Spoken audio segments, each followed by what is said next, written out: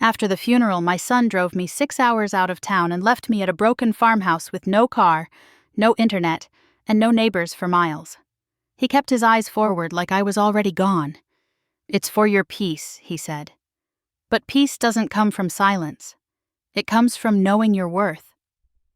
When I found the box Stephen had hidden, with his research, our dream, and a check for $50,000, I realized something. They didn't abandon me. They set me free. The gravel crunched beneath the tires as the SUV backed out of the long dirt driveway. I didn't wave. He didn't look back. Just the clean, expensive hum of Derek's new Cadillac Escalade rolling past the rusted mailbox and disappearing behind the sycamores. That was the last sound I heard before silence swallowed everything. Not even a goodbye. I stood on the porch, my hand still resting on the porch column like I needed to hold myself upright. The wooden slats beneath my feet creaked when I shifted my weight, though I doubted anyone had walked across them in over a decade. The house hadn't changed. The paint was more peel than surface, the windows dusted with age and neglect, and the screen door leaned just slightly off its hinges. I hadn't seen this place in over 15 years. He left me with a flip phone and a bag of groceries that wouldn't last a week. No car, no internet, just a printed list of local emergency numbers, and the sentence he liked to repeat like it meant something. "You'll be more at peace here, Mom." I turned the knob and stepped inside. The air was thick. It smelled like closed-up summers and forgotten winters. Dust floated in the light coming through the high windows, golden and still.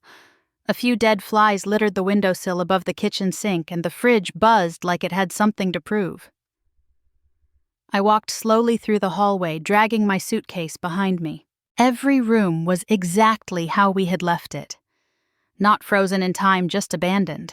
The floral wallpaper in the front sitting room had peeled at the corners. A sun-bleached photograph of Stephen and I taken on our 25th anniversary hung slightly crooked above the fireplace. I made my way to the back of the house where the bedroom still held our old bed, with the faded patchwork quilt his mother had made us as a wedding gift. Stephen's reading glasses sat on the nightstand lenses, fogged with time. His boots stood by the closet door, neatly lined up as if he might return from a walk any minute. But he wouldn't. I sat down on the edge of the mattress. It sighed under my weight. The silence pressed in around me so deep it rang in my ears. I hadn't heard silence like that in years. Not since before the cancer. Before hospitals and machines and whispers from nurses who tried to look you in the eye when they gave you bad news. The grief came back in a wave. Not sharp, not fresh, just heavy.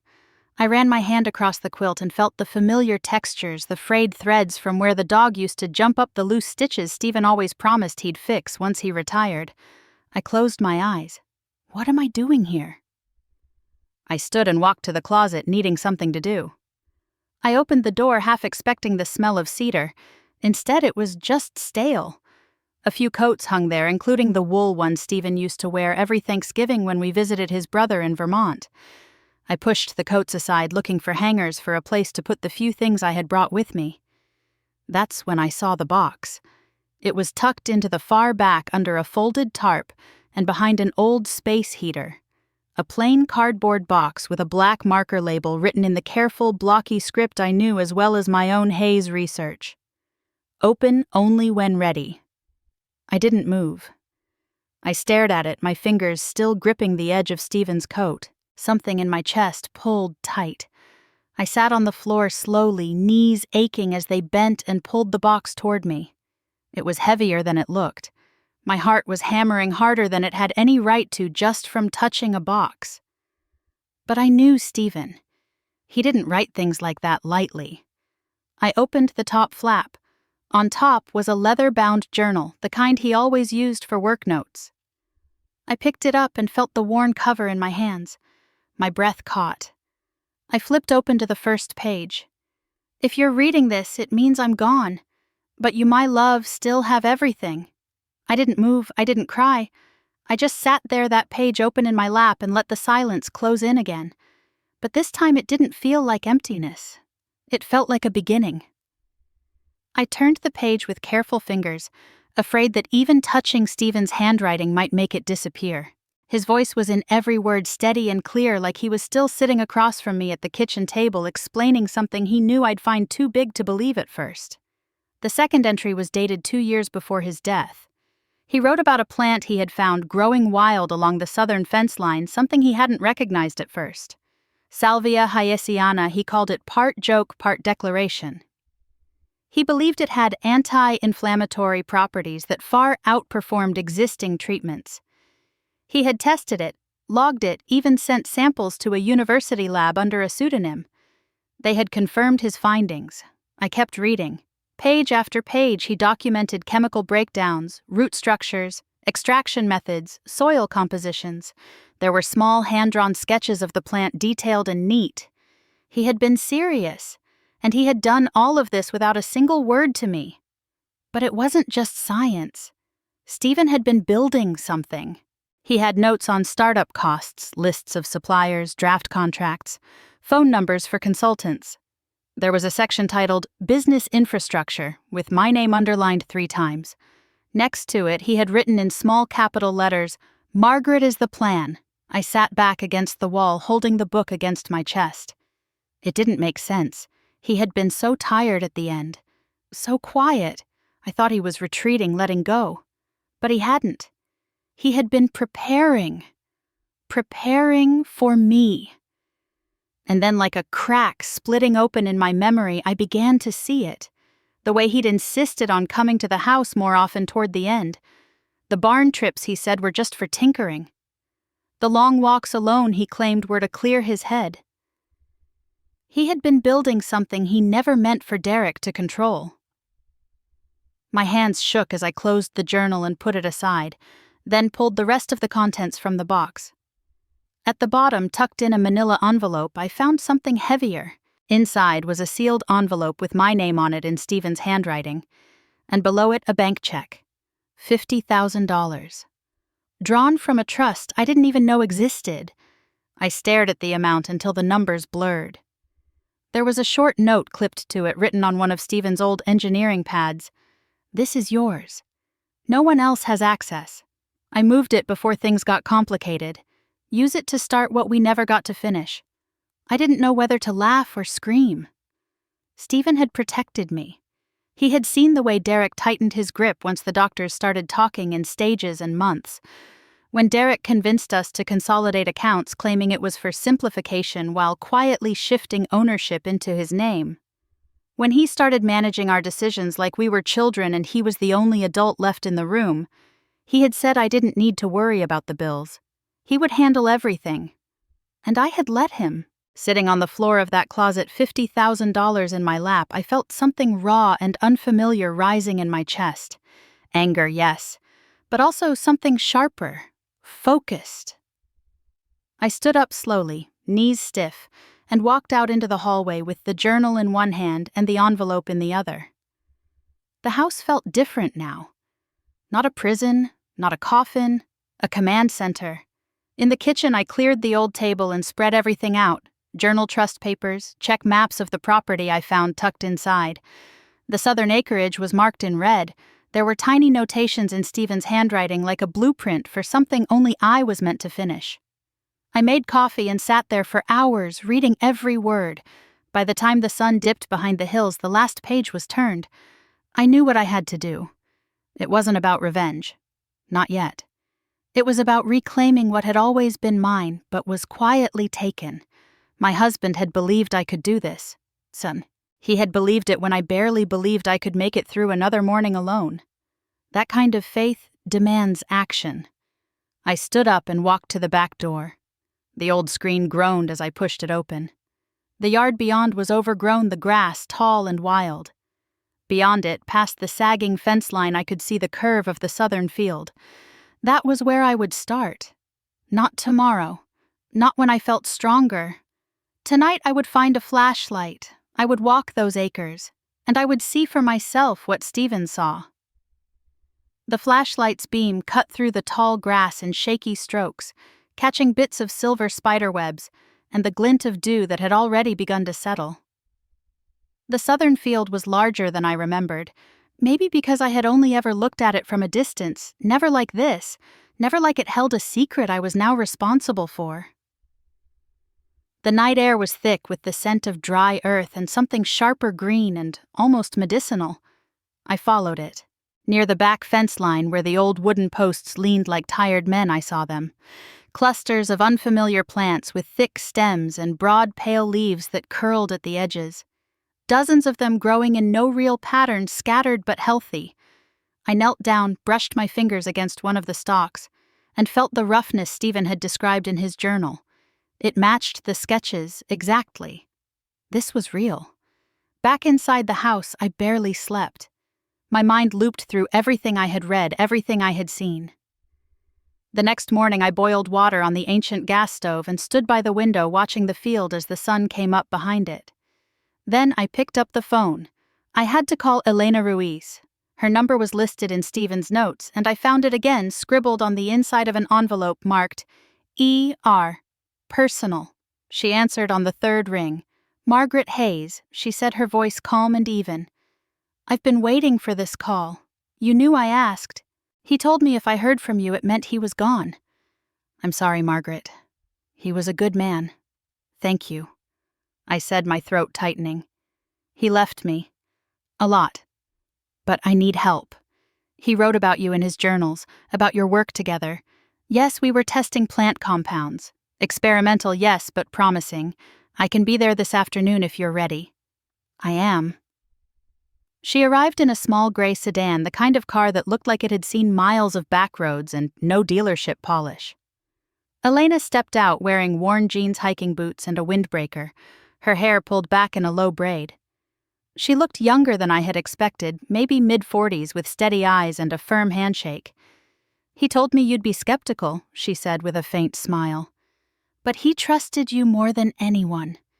May I see the sight? I led her past the back porch, down the narrow path between the sheds, and through the grass to the southern field. She walked ahead of me with purpose, already pulling on a pair of gloves from her pocket. There, I said, pointing to the curve in the land. That's where I found them last night. She knelt without hesitation, brushed away debris, and examined the plants like someone greeting old friends. Then she took out a small plastic vial, clipped a leaf, and held it to the light. Salvia hayesiana, she murmured half to herself. That's what he named it, didn't he? Yes, he was right. This is the most advanced growth I've seen. The samples he sent me were good, but these are thriving. The soil here must be perfect. Is it viable? I asked. Elena looked up at me, her expression serious now. It's more than viable. It could change how we approach a number of chronic conditions. It's not just anti-inflammatory. There are signs of cellular regeneration, faster healing, less tissue damage. If we isolate the compound properly, this has real pharmaceutical potential. I didn't know whether to be proud or terrified. He never told me any of this. I thought he was just tinkering in the garage. He didn't want you burdened until it was time. He was afraid of what Derek might do. I looked away, the ache in my chest returning like a familiar bruise. I want to see everything I said. Then come with me. Show me the barn. We walked to the large structure behind the house, its paint weathered and faded. I hadn't stepped inside in over 15 years. The doors groaned when Elena pushed them open, and for a moment the dust swirled like fog. Inside, the light filtered through high windows and settled on rows of equipment. It didn't look like a barn. It looked like a lab. There were steel tables, extraction tanks, industrial dryers, sealed containers, and a compact bottling line still wrapped in plastic. All of it pristine. All of it waiting. He built all this, I said softly. Over 2 years. Quietly. Every delivery came in under other names. He set it up with a contractor I helped him find. Said he needed it done right, but fast. And you were never to know until he couldn't finish it himself. It was too much. I walked to the center of the space and stood beneath the main ceiling beam, feeling the enormity of it press in. Not the pressure to succeed, the weight of love. Stephen had done this for me, for what he believed I still could be. My phone rang in my pocket. I pulled it out and saw Derek's name on the screen. I stepped outside to answer. Mom. His voice came through too loud, too cheerful. How's the peace and quiet? Fine, I said carefully. I heard someone's been out there. Neighbor called, said a woman showed up. Some kind of scientist? I hesitated. Just someone from town. Curious about the property. Mom. Please don't let people into the house. That place isn't safe and you're still adjusting. You promised me you'd take it easy. I'll be fine, Derek. You sure you don't sound like yourself? I'm more myself than I've been in a while. There was a pause, then his tone shifted. Okay. Well, Vanessa and I are thinking about coming out next weekend. Maybe check on things. Bring some groceries. I'll let you know if that's necessary. Another pause. Be careful, Mom. Really. I hung up before he could say anything else. Then I turned back to the barn where Elena stood at the threshold, watching me with a question in her eyes. Let's get to work, I said. I have no time to waste. Elena didn't say anything right away. She just gave me a long look, then nodded once and turned back into the barn. The space smelled like cold metal and dry wood faintly touched with the scent of soil clinging to the soles of our boots. The equipment Stephen had installed was impressive, far beyond what I expected from a man who used to grumble at upgrading the coffee maker. We began with the basics. Elena showed me how to identify the healthiest specimens for harvesting, which ones were too immature, which had root systems worth replicating.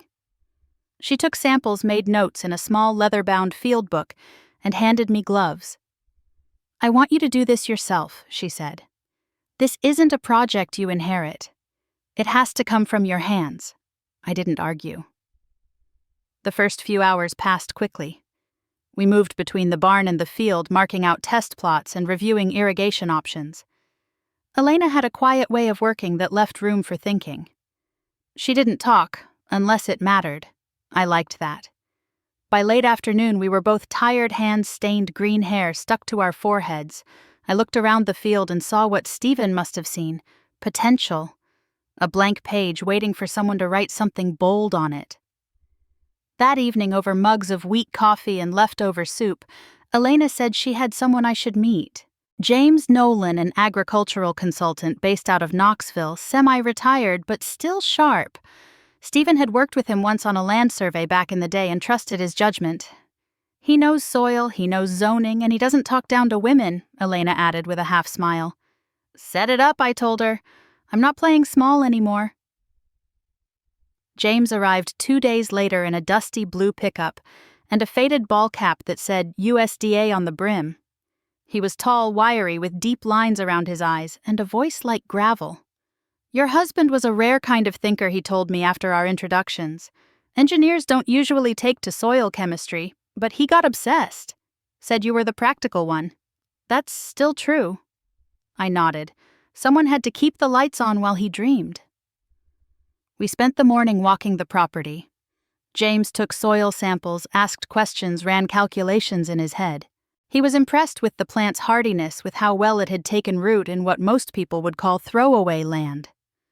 You've got something real here, he said. If you're serious, I'll help you map out a pilot cultivation plan.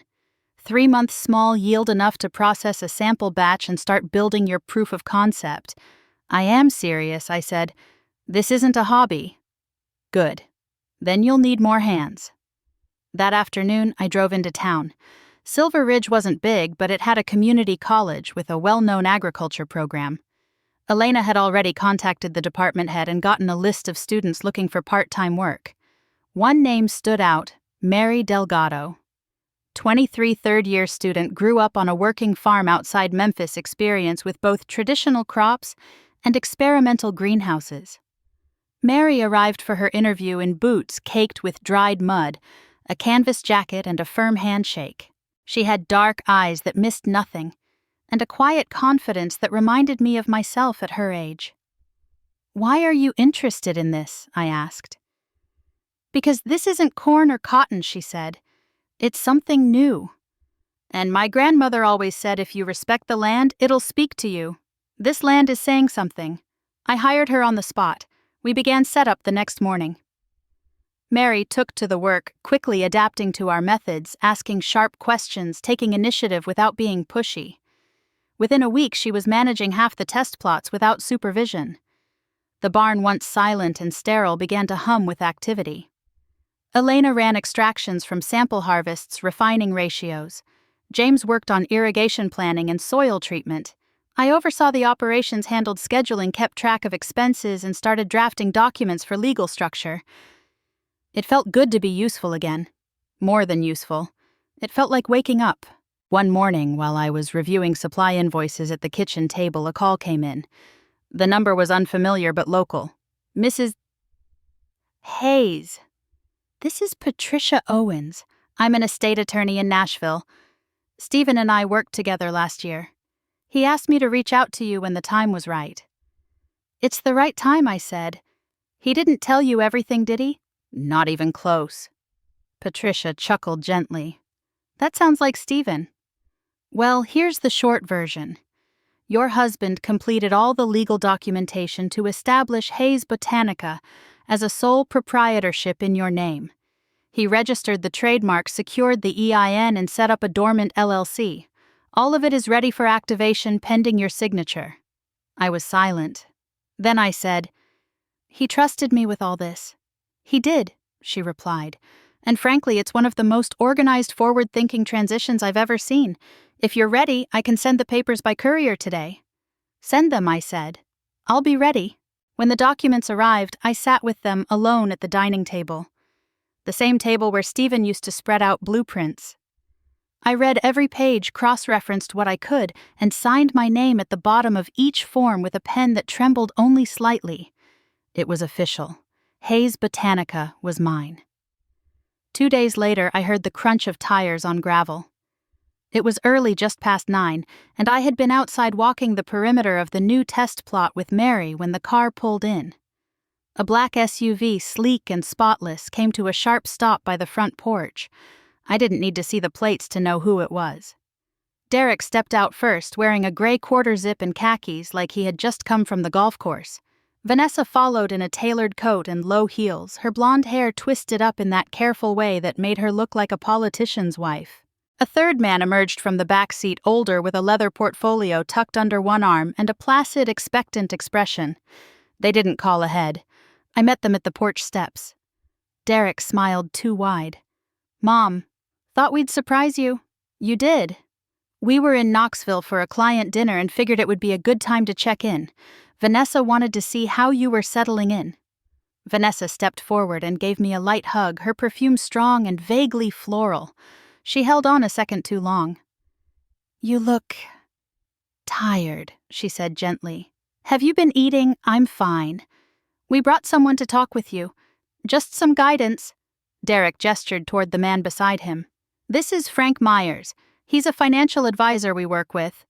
He helps our clients with estate planning, long-term care logistics, things like that. Frank nodded, extended a hand. Mrs. Hayes. A pleasure. We won't take much of your time. I didn't shake his hand. You all drove out here without calling to talk to me about my own life. Derek's smile flickered. We're just concerned, Mom. This place is a lot. And honestly, you don't need to carry all of this alone. It's not safe out here. You don't even have internet. What if something happens? Nothing's happened, except me rebuilding a business your father believed in. Derek gave a short laugh. Mom, come on, you're out here playing farmer. It's not a business. You need to be realistic. I felt the anger rise, steady and slow, like a tide that no longer scared me. Let's go inside, I said. They followed me into the kitchen. I didn't offer coffee. I didn't clear the table. I left the documents from Hayes Botanica exactly where they were, a quiet statement that none of them seemed to notice. Frank opened his portfolio and slid a packet of papers across the table. These are standard forms. Durable power of attorney, medical directive, financial oversight. Just things that make transitions easier should anything happen. Vanessa chimed in with practiced concern. We just want to make sure you're protected, living alone at your age. It opens you up to people taking advantage. Salesmen, contractors, bad advice. It's a lot of pressure, Derek added. Mom, this isn't about control. It's about keeping you safe. We've already arranged for you to come back to the city after the holidays. There's an apartment near us. All new appliances close to the grocery store security at the front. My hands stayed folded in my lap. You've made all these decisions. Without me. You've been through a lot, Derek said, voice softening. We figured you might not be thinking clearly. Losing Dad, then isolating yourself out here. It's not healthy. And you think giving away my legal rights is no one's taking anything, Vanessa said quickly. It's just paperwork. Safety nets. Everyone does it. I reached for the packet and flipped through it. Legalese Klaus's signature lines, their names already filled in under designated representative. It wasn't just a suggestion. It was a setup. Derek picked up a pen from the counter and placed it beside me. Just sign, Mom. We'll take care of the rest. I looked at the pen. Then I looked at my son. I'll have my attorney review this. Derek frowned.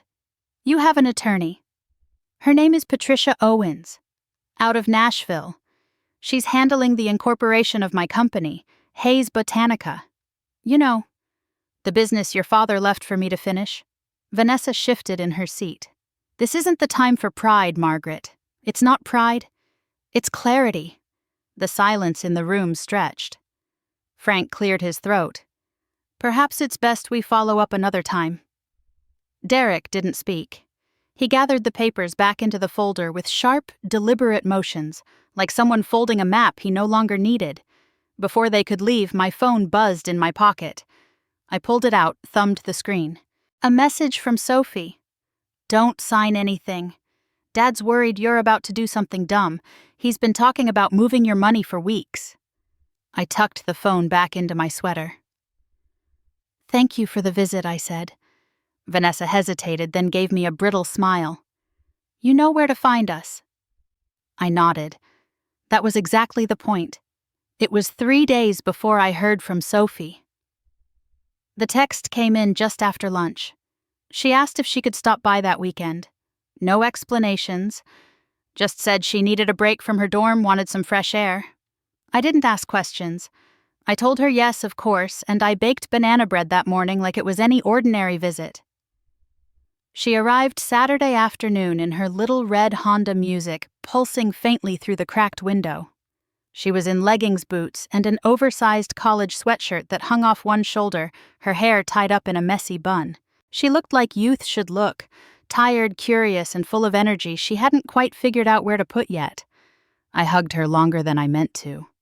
This place is kind of creepy, she said with a grin, looking up at the porch. Like it belongs in a ghost story. It used to feel like that. Not anymore. She followed me into the kitchen, nose twitching at the smell of cinnamon and coffee. We talked about school classes, her roommate who kept stealing her oat milk. I watched her as she talked. Saw pieces of myself I hadn't realized I'd passed down. Her hand gestures the way she narrowed her eyes when something didn't make sense. After we ate, I asked if she wanted to see what I'd been working on. She raised her eyebrows. You mean the top secret thing Dad's freaking out about, something like that? I took her through the back hallway out to the barn. She stopped in the doorway, staring. What? Grandma, what is this Hayes Botanica? I said. The light coming through the windows caught on the stainless steel, the drying racks, the small stacks of labeled vials on the workbench. Mary was at the far end logging measurements. She looked up and waved. Sophie waved back, but didn't move. Are you running? Like a real business? Trying to... She walked in slowly, looking around, reading the labels, peeking into the lab corner, where Elena had left some notes pinned to the corkboard. This is insane, Sophie said. This looks like something out of a biotech startup. It's not that fancy. Not yet. She turned back to me, serious now. Does Dad know? Not exactly. Good, she said. He doesn't deserve to know. We walked the edge of the field afterward, boots soft in the earth. She asked questions, smart ones. About the plant, the process, the science. I answered what I could and promised to have Elena explain the rest. You should tell people, she said. This story is incredible. It's like Grandma takes back her power with plants. I'm serious. You should have a website, social media, TikTok even. I laughed out loud. Sophie.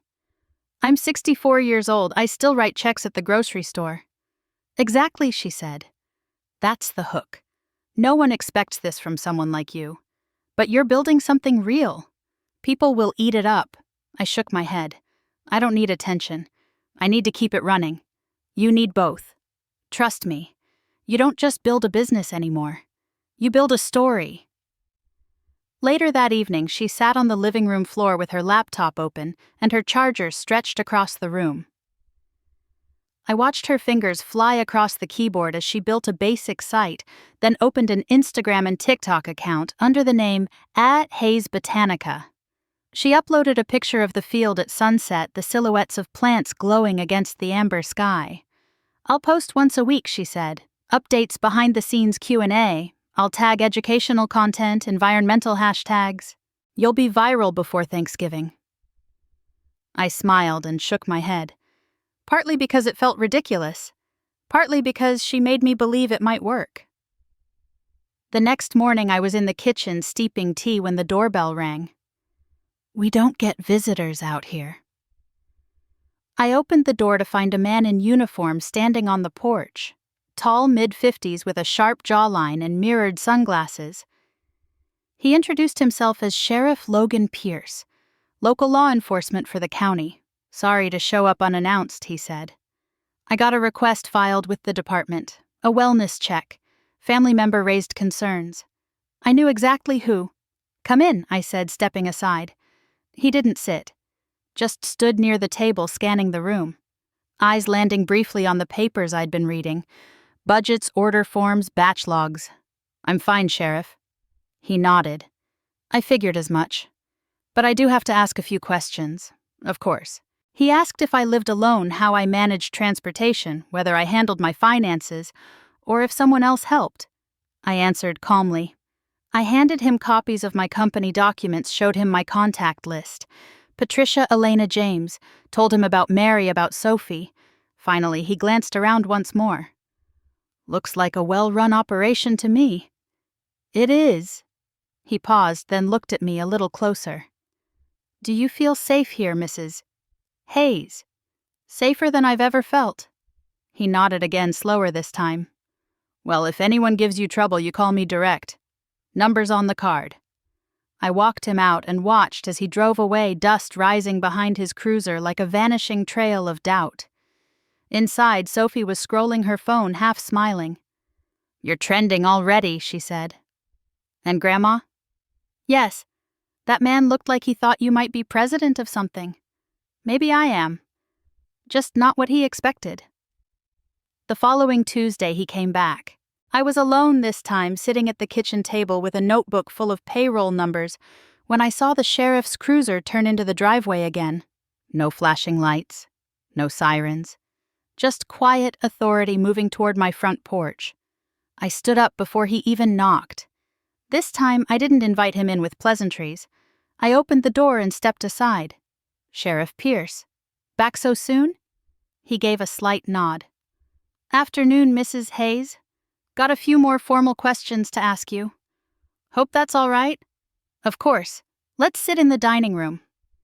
I led him to the same table where Stephen used to draw blueprints and where I now reviewed spreadsheets and vendor contracts. It still smelled faintly of pencil shavings and printer ink.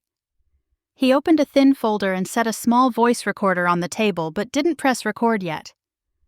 Before we start, he said, just so you know, this is routine. Family members can request wellness checks, and in some cases, the county may look into guardianship if there's reason to believe someone is no longer capable of managing their affairs. I met his eyes. You mean my son filed something, didn't he? He didn't confirm.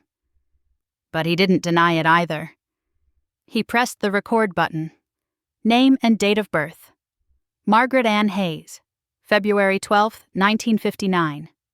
Current address, 221 Old Sycamore Road, Silver Ridge, Tennessee. Are you currently living here alone? Yes. Do you handle your own meals, medications, and daily hygiene? Yes. Do you have access to transportation? Yes. There's a pickup truck in the barn. Keys are in my purse. I drive to town weekly for supplies. I also have delivery accounts set up with 2 local vendors. Do you manage your own finances? Yes. I have independent bank accounts, full control of my business operating budget, and a CPA on retainer through my attorney. He paused. What business is that Hayes Botanica? We're in the research and development phase of a botanical extraction company focused on plant-based anti-inflammatories. I can provide documentation. He didn't ask for it right away. He studied me for a moment, then said, "Let's see it." I got up, crossed the room, and returned with a folder already prepped. Inside were the state business registration tax ID confirmation, signed contracts with vendors, and a draft licensing agreement we were reviewing with Patricia. He flipped through it all in silence. Occasionally, he'd tap a page or squint slightly. He read slower than I expected, but carefully. And these names: Dr. Elena Ruiz and James Nolan Partners. Elena is the research lead. James is agricultural oversight. You pay them directly. Yes, as independent contractors. Payment schedule is documented and reported. He nodded again, slower this time. He turned to the last sheet, then closed the folder and tapped the top of it with 2 fingers. Mind if I look around the property? Not at all. We walked through the barn first. Mary was inside trimming samples and inputting growth data into a tablet. She looked up but didn't seem fazed by the uniform. I introduced her and she offered a short rundown of her daily work. Sheriff Pierce watched, asked a few questions, and then nodded his thanks. In the lab area, Elena was finishing up an extraction test. She gave the sheriff a brief explanation of the equipment and our safety protocols, then offered to show him our SDS files and material handling logs. He declined, but thanked her. Afterward, we stood just outside the barn doors. The sun had dipped low enough to stretch our shadows across the dirt. He removed his sunglasses. "This is impressive, Mrs. Hayes. Really impressive." "Thank you." He looked at me longer than felt comfortable, like he was still processing everything. "Mind if I ask something unofficial?" "Go ahead." "Why didn't you tell your son any of this? Because he never asked the right questions. And when I did speak, he never really listened." He rubbed his jaw thoughtfully, then reached into his pocket and pulled out a small card. "If he files again or if anyone else gives you trouble, you call me direct." I took the card. "Thank you, Sheriff." He turned to go but paused at the first porch step. "For what it's worth, I think you're doing something remarkable out here. Some folks don't realize how strong their mothers are until it's too late. That's a damn shame." He tipped his head and walked back to the cruiser. I stood there for a long while after he left, the card warm in my hand. Not because I needed protection, but because someone finally saw me as capable. Not fragile, not fading, just focused. 2 weeks later, Elena brought him to my doorstep. We had just wrapped the morning harvest baskets of roots laid out for drying under the awning beside the barn. The air was warm and carried the scent of sage and fresh soil. I was wiping my hands on a dish towel when I saw her car pull in, followed closely by a sleek black sedan with out-of-state plates. Elena stepped out first, smiling too quickly. She motioned toward the man behind her, a tall figure in an expensive blazer with perfectly parted hair, and a watch that glinted even in the soft afternoon light. "Margaret, this is Victor Long. He's been following our progress for a few months now. I sent him one of our early reports, and he's interested." Victor shook my hand firmly, eyes scanning the property like a man calculating returns before anyone spoke. "It's a pleasure, Mrs. Hayes. I've heard remarkable things about your operation here. I have to say it's not every day I find a pharmaceutical startup in the middle of rural Tennessee." "This isn't a startup," I said. "It's a legacy." "Even better," he said, smiling like it was a compliment. We sat down at the porch table. Elena pulled out a folder and handed it to me. Victor launched into his pitch, all polished charm and practiced enthusiasm. A $2 million investment in exchange for 60% ownership. He'd bring in his distribution partners, expand to 5 states within 18 months, and take over logistics, branding, and scale-up operations. All I had to do was keep the plants growing. You'd retain a generous stake, of course, Victor said, flipping a page. But this business is bigger than you now. It needs infrastructure. It needs reach. And frankly, it needs someone who understands commercial scale. I listened without blinking. When he finished, I asked one question. Did you read the research? He paused. I glanced at Elena. He glanced at it, she said, then quickly added, but we've had multiple calls. He understands the concept, the potential. I closed the folder. I'll have my attorney review it, I said. Victor smiled. Naturally. Just remember, opportunities like this don't stay on the table forever. Momentum is everything. After they left, I called Patricia. By the time I'd finished explaining, she was already downloading the full contract from the email Elena had forwarded. She called me back an hour later, voice sharp. Do not sign that. The terms are predatory. Hidden clauses about voting rights, dilution protections, payout priorities. If you hand over 60%, you're not just giving up control, Margaret. You're handing them the name, the brand, and everything Stephen built for you. I thanked her and hung up. Then I waited. Elena found me the next morning outside the barn, checking moisture levels in the drying racks. She looked nervous, which was unusual for her. You're mad, she said. I didn't answer right away. I wasn't going to sign without you, Margaret. I was worried. Worried about what? That it's getting too big. That you're doing too much. That maybe we needed someone who could shoulder more of the load. You mean someone who wasn't me? She exhaled, shoulders sagging. I never said that. You didn't have to. We stood there for a while, the silence filled with nothing but the low hum of wind moving through the rafters. Do you think I can't handle this? No. I think you already are, but I didn't expect you to. And maybe that's my fault. I looked down at the soil caked on my boots. My fingers were raw from pruning. My back ached. But I wasn't tired. I was alive in a way I hadn't felt in years. I trusted you, I said. With more than the work, with what Stephen left behind. She nodded. I know, and I want to fix this. You will, I said. But not by handing the keys to someone like Victor. That evening I sat alone in the office and read every clause of the contract again. Then I drafted a new outline, one for a controlled expansion on our own terms, regional partners, scaled output, deferred capital raise, and this time I would lead the meetings. Elena returned 2 days later with an apology and a fresh notebook filled with grant opportunities and university collaborations. She didn't ask for forgiveness. She earned it back 1 page at a time. We didn't talk about Victor again. We didn't need to. I was done waiting for someone to carry this for me. If the world didn't think women like me could run a company, they would just have to adjust. I wasn't here to meet expectations. I was here to break them. The invitation came in a cream-colored envelope with a gold foil border and a printed return address I knew by heart. Derek and Vanessa always did things with a certain formality, like they were starring in a holiday card they expected everyone else to admire.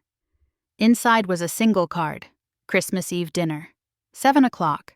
Formal attire requested. I almost threw it away, but something in me, something cold and clear, said, go.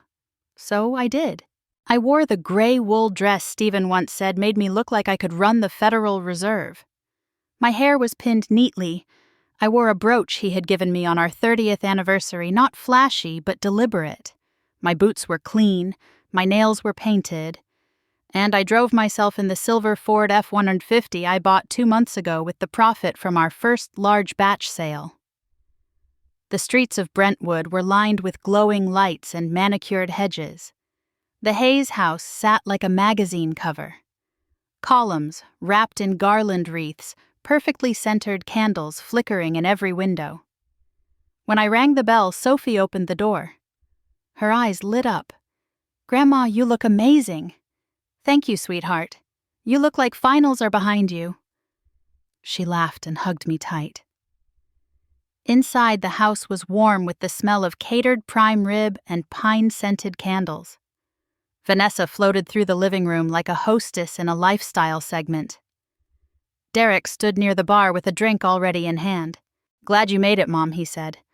His eyes scanned my dress, my shoes, the keys in my hand. "Nice truck," he added. "Nice quarter," I replied. He blinked. I walked past him and joined the others. Dinner was served at a long table with crystal place settings and linen napkins folded like origami. Conversation was light. Vanessa told a story about a fundraiser. Derek talked about the real estate market. Sophie nudged me under the table when dessert came out, shaped like little pine cones. Then, just as coffee was poured, Derek cleared his throat. "Before we wrap up, I wanted to go over something with you, Mom. Just a little planning." I set down my cup. He reached behind him and pulled out a leather folder. "We've been thinking about long-term stability," he said. "Health finances, living arrangements. Just making sure you're secure." He slid the folder across the table. "These are updated documents, a revised financial management agreement.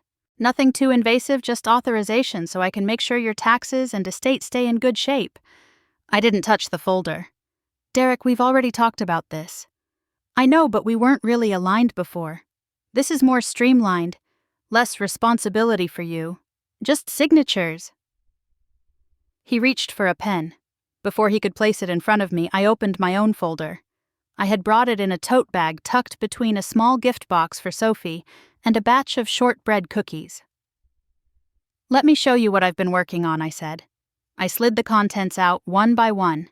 A copy of our temporary FDA clearance for research use, a distribution agreement with a wellness brand out of Austin, our latest quarterly revenue report totaling over $210,000, bank statements, an image of our first commercial batch bottled with the Hayes Botanica logo on the label. Vanessa's eyes widened. Sophie leaned closer. "What is this?" Derek asked. "It's the company your father started and left in my hands. I've expanded it, funded it, and now it's generating more monthly revenue than your commissions from 3 listings combined." "That's not possible," Derek said, voice tight. "It is. You just weren't paying attention." Vanessa reached for the report. Sophie looked at me and smiled. "Broke 100,000 views on the last video," she said softly. "We're doing a behind-the-scenes tour next week." Derek stood up abruptly. "You're telling me you've built a pharmaceutical business in a barn?" "Not just in a barn. Across 5 acres with 4 employees and a network of consultants. All legal, all profitable." He picked up one of the statements, scanned it, then looked up at me. "Why didn't you tell me? Because you didn't ask. And when you did talk to me, it was always about what I couldn't do. Never once about what I might still be capable of." He sat down, slowly. "Mom, I was trying to protect you." "I know. Then why keep this from us? Because I needed space to grow. And you needed to see me differently." Vanessa broke the silence. Sophie knew she helped build the platform. She believed in it before anyone else saw it. I turned to Sophie. "And now they all know. You don't need anyone to speak for you." Sophie nodded. Her voice was quiet but certain. "You don't need anyone to sign for you either." Derek opened his mouth, then closed it. I gathered the documents back into my folder. "I was never a burden," I said. "But there was a time I let people think I was. That time is over." Nobody spoke for a moment. Then Vanessa stood and offered to clear the dishes. I drove home that night with the windows down, the cold air sharp against my face, the silence inside the truck heavier than any music I could have played. The road back to Silver Ridge curved through empty farmland and dark woods, familiar in a way that felt permanent now. My fingers rested lightly on the steering wheel, steady. There was nothing left to prove. The barn lights were still on when I pulled in. Mary had stayed late logging root weights from the latest batch. She waved when she saw my headlights and gave me a thumbs up before heading to her truck. That girl was tireless, and I had stopped trying to thank her in words. She understood the rhythm of this place better than most. Inside the office, Sophie had left a note in her looping handwriting taped to the monitor. "FDA review next week. We're already getting interest from the podcast crowd. Grandma, you're a legend. I smiled, tucked the note in my drawer, and powered down for the night. The following morning, Elena called from Nashville. Her voice was calm but tinged with something like awe. A research team from the University of Tennessee wants to conduct a formal study. Full thesis, lab funding. They want to use Salvia hyesiana as their core project. You'll be listed as a co-discoverer. I let the words settle before answering. Tell them yes, and tell them to spell my name right. Patricia called shortly after.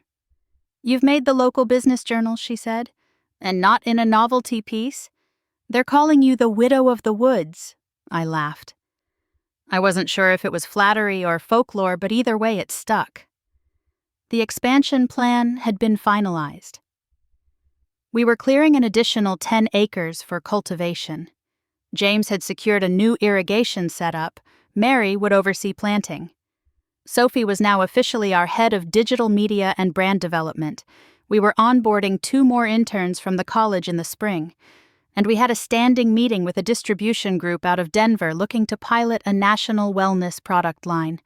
All of this from what used to be a forgotten barn and a field of weeds. One evening just before the new year, I stood on the back porch with a mug of tea, the air brisk, the land quiet, but alive. The drying racks inside the barn still hummed softly. The sky was layered in soft blues and golds, and the scent of sage floated up from the soil even in winter. I took my journal from the wicker chair by the door and sat down, opening to a fresh page. Stephen, they thought leaving me here would be the end of something. But this land has never been about endings. It only ever asked for care, for time, for someone to believe it could grow again. I wish you could see it now. Maybe you do. I paused and looked out over the acreage. They wanted to put me in the quiet, but instead I made noise. Not with shouting, not with revenge, but with roots, with work, with the kind of patience that builds something real.